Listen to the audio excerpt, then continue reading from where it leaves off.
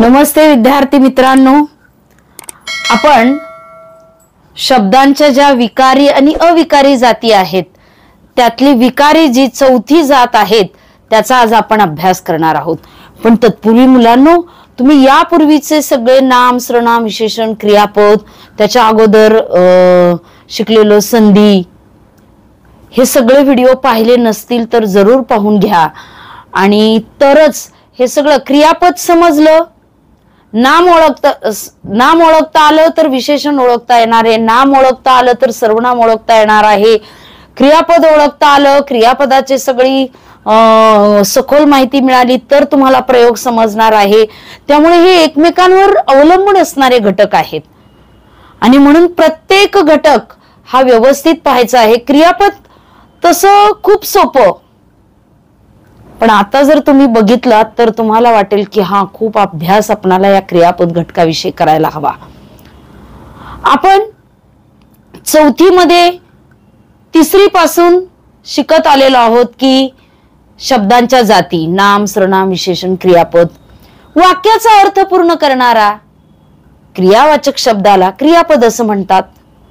क्रियापद हा शब्द वाक्याचा अर्थ पूर्ण करतो हे आपण शिकलेलो आहोत। आता त्यातली सखोल माहिती घेण्यापूर्वी बघा, वाक्याचा अर्थ पूर्ण करणारा क्रियावाचक शब्द म्हणजे क्रियापद। क्रियापद नसेल तर काय होईल बघा बरं। रमेश दुकानात, काहीच कळत नाही। रमेश दुकानात जातो, रमेश दुकानात गेला, रमेश दुकानात जाईल, कोणतीच क्रिया आपणाला लक्षात येत नाही। म्हणजे आपण रमेश दुकानात जाईल असं जर लिहिलं तरच वाक्याचा तुमचा अर्थ पूर्ण होतो, अन्यथा पूर्ण होत नाही।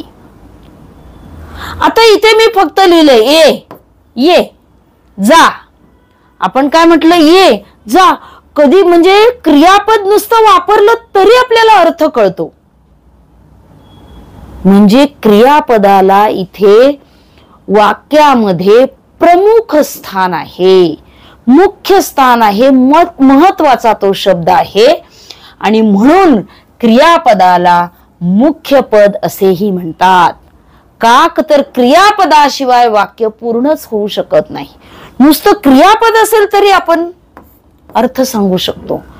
तू ये, तू जा, म्हणजे नुसता कर्ता असेल आणि क्रियापद असेल, कर्म नसेल तरी सुद्धा चालतं।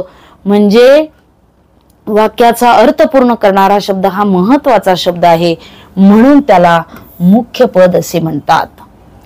आपण विशेषणांपासून काही नामं बनलेली पाहिली, सर्वनाम सुद्धा सर्वनामांपासून विशेषण बनलेली पाहिली। आता क्रियापदांपासून सुद्धा नामं बनतात, क्रियापदांपासून सुद्धा विशेषण बनतात। ती कशी काय आहेत ते पण आपण इथे शिकणार आहोत। तत्पूर्वी इथे आपल्याला लिहिले, क्रियापदाच्या मूळ शब्दाला टिंबटिंब असे म्हणतात। क्रियापद हे मूळ, आता समजा पळतो तर त्याचा मूळ शब्द काय आहे, पळ। मूळ शब्द काय आहे, पळ, म्हणजे त्याला म्हणायचं धातू। क्रियापदाच्या मूळ शब्दाला काय म्हणायचं, धातू। आणि मग आता क्रियापद लिहिलंय हसतो, त्याला प्रत्यय लागला इथं तो, त्याचा मूळ धातू आहे हस आणि त्यापासून धातू साधित कृदंत ते बनतात की ती वाक्याचा अर्थ पूर्ण करत नाहीत। वाक्याचा अर्थ पूर्ण करत नाहीत, पण त्या क्रियापदाला काय लागतात, प्रत्यय लागणारी असतात। बघा, हसणारी, हसणारी मुले, आणि हसणारी मुले हे झालं धातू साधित कृदंत असेही म्हणतात। आणि हे हसणारी मुले, मुलं कशी हसणारी, हसणारी या शब्दाने काय सांगितलंय, विशेष माहिती सांगितली, अधिक माहिती सांगितली। इथे ते विशेषणाचं काम करते आणि म्हणून याला म्हणायचं धातू साधित विशेषण। काय म्हणायचं, धातू साधित विशेषण। बघा पुढचा शब्द बसतो, आता तुमच्या लक्षात येईल। बसतो मूळ शब्द काय आहे, बस, बसणारी, बसणारी मुले, हे झालं धातू साधित कृदंत. आणि मग बसणारी मुले इथे सुद्धा ते विशेषणाचं काम करते. रडला, याचा मूळ धातू काय? रड. रडणारी मुले कोणालाही आवडत नाहीत. हे काय आहे? धातू साधित विशेषण. हे काय आहे? धातू साधित विशेषण. आता हसतो, बसतो, रडला, उठला, गेला, राहिला, घरंगळला, ही सगळी क्रियापद आहेत. पण असं म्हणा, आता चालतं हे सुद्धा क्रियापद आहे. मी नाम शिकवताना पण शिकवलेलं आहे की दररोज चालणे हा व्यायाम, दररोज चालणे हा चांगला व्यायाम आहे. चालणे याच्यामध्ये क्रिया दिसते मुलांना आणि मग मुलं म्हणतात की काय आहे, की ते क्रियापद आहे. तर नाही, चालणे, त्याला चाल या शब्दाला ने प्रत्यय लागलेला, ती कृदंत म्हणजे ती नामाची कामं नाम आहे, ते धातू साधित इथं विशेषण आहे. आता काही क्रियापद नामाचं सुद्धा काम करतात. हसणाऱ्यांनी आता शांत बसा, इथं हसणारे म्हणजे कोणाला तरी ते म्हटलेलं आहे, हसणाऱ्यांनी, आणि म्हणून ते इथं नाम आहे. हसणाऱ्यांनी शांत बसा, हसणारी इथं मुले नाही, हसणाऱ्यांनी, इथे हे धातू साधित नाम आहे. म्हणजे धातू साधित नाम असतात, धातू साधित विशेषण असतात. चकाकत, चकाकणारे, सगळे सोने नसते, चकाकणारे. आता चकाकते हे क्रियापद आहे, पण चकाकणारे हे कृदंत धातू साधित आहे आणि म्हणून ते इथे तर ते नामाचं काम करतं, काही ठिकाणी ते विशेषणाचं काम करतं. अशा पद्धतीनं आपल्याला क्रियापदाचा अभ्यास करायचा आहे. याच्या पुढे सुद्धा वाक्यामध्ये क्रियापद जर ओळखता आलं तर त्यातला कर्ताही ओळखता येतो आणि कर्मही ओळखता येतो. आणि कर्ता आणि कर्म ओळखता आलं तरच ते क्रियापद कोणत्या प्रकारचं आहे, सकर्मक क्रियापद आहे, अकर्मक क्रियापद आहे, की द्विकर्मक आहे, की ते शक्य आहे, की ते प्रयोजक आहे, हे आपल्याला ओळखता येणार आहे. आणि म्हणून कर्ता कसा ओळखायचा, वाक्यातला कर्म कसं ओळखायचं, कर्म आहे किंवा नाही हे कसं ओळखायचं, हे सुद्धा आपण लगेचच पाहणार आहोत. व्हिडिओ शेवटपर्यंत पाहायचा आहे. आपण कर्ता ओळखण्यापूर्वी किंवा क्रियापदाचे प्रकार ओळखण्यापूर्वी आपण जे आता मगाशी काय शिकलो, मूळ धातू ओळखायला, मूळ धातू म्हणजे काय असतं किंवा त्याची कृदंते कशी तयार होतात हे आपण शिकलो, ते त्याचा सराव आपण अगोदर करून घेऊयात, बघूयात. इथे नमुना उदाहरणं काही लिहिलेली आहेत की मोठ्याने हसणे हा एक व्यायाम आहे. मोठ्याने हसणे हा एक व्यायाम आहे. आता हसणे हे काय आहे, नामाचं काम करते. काय करते? धातू साधित नाम, धातू साधित नाम. त्याच्यानंतर हसणारी मुले प्रसन्न दिसतात. मुलांविषयी माहिती सांगितलेली आहे हसणारी या शब्दाने आणि क्रियापदापासून बनलेलं आहे, धातूपासून बनलेलं आहे, म्हणून ते धातू साधित विशेषण आहे. धातू साधित विशेषण. हसणाऱ्यांकडे सगळ्यांचे लक्ष जाते. इथे ते कोणाविषयी माहिती सांगत नाही तर ते नामाचं काम करते आणि म्हणून ते आहे धातू साधित नाम, धातू साधित नाम. आता या वाक्यात मी त्याला हसताना पाहिले, बघा नामाच्या अगोदर येतं किंवा नामाबद्दल विशेष माहिती सांगतं त्याला आपण विशेषण म्हणतो. मग क्रियापदाविषयी माहिती सांगणारा शब्द, क्रियेविषयी अधिक माहिती सांगणारा, क्रिया कशी झाली, कुठे झाली, कधी झाली, केव्हा झाली, या प्रश्नांची उत्तरं जी शब्द देतात ती क्रिया विशेषण अव्यय असतात. आणि म्हणून मी त्याला पाहिले, पण कसं पाहिलं, हसताना पाहिलं. पाहिले या शब्दाविषयी अधिक माहिती सांगितली म्हणून हे अव्यय आहे जे बदलत नाही. म्हणजे लिंग वचन याच्यानुसार काळानुसार ते बदलत नाही, लिंग वचनानुसार बदलत नाही, त्याला म्हणायचं अव्यय. आणि मग हे आहे धातू साधित अव्यय.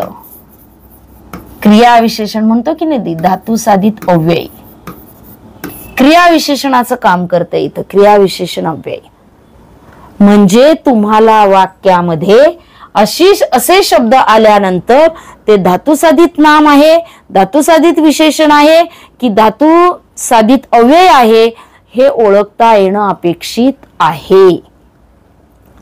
त्यासाठी आपल्याला क्रियापद महत्वाचं ओळखता आलं पाहिजे आणि क्रियापद ओळखता आलं, त्याचा मूळ धातू ओळखता आला की ते कशा प्रकारे काम करते वाक्यात हे नक्की समजणार आहे. आता आपण पुढे लिहिले कर्ता ओळखणे. क्रियापदांचे प्रकार ओळखण्यापूर्वी आपण जो दुसरा भाग करणार आहोत त्यामध्ये क्रियापदांचे प्रकार घेणार आहोत.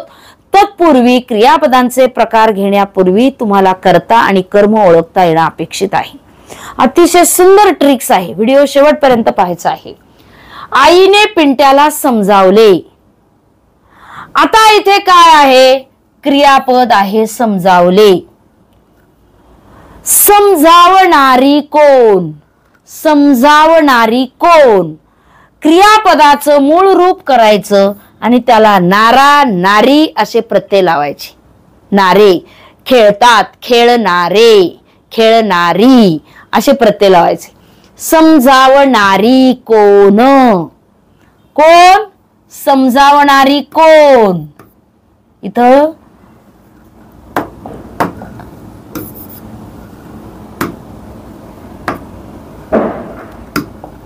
समजावणारी,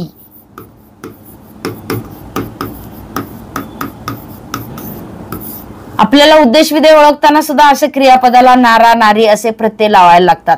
समजावणारी कोण, मग तुमचं उत्तर काय येतं, आई. मग आईने इथे काय झाला, कर्ता.